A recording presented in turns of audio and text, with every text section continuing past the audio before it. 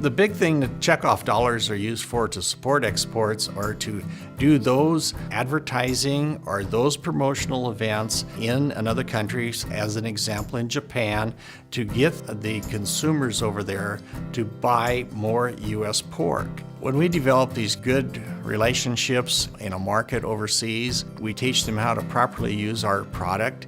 It builds a long-time commitment as far as being a customer of U.S. pork, as an example. And that, in turn, for future generations will continue to build, and it also builds then the demand for the soybeans that we produce in this country, because it's a value-added type situation when we can sell the meat product overseas.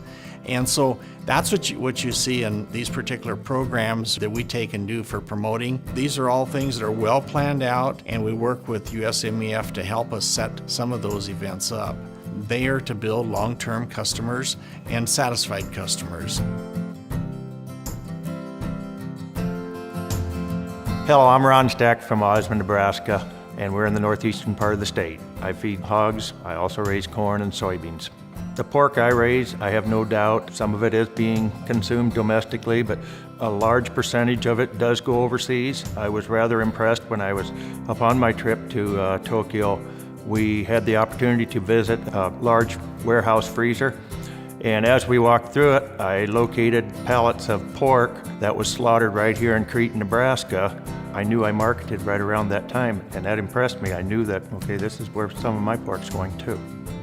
When we work with consumers in other countries, we build a trust. And a trust in the product that we're producing, and they build a trust in coming over here and seeing the producers that are doing this.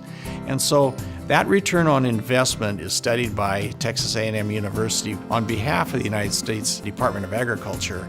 And it shows that our promotional efforts, because of this trust in getting products sold overseas, that we have from a $5 to a $7 return on every dollar that we invested of checkoff dollars in that particular area.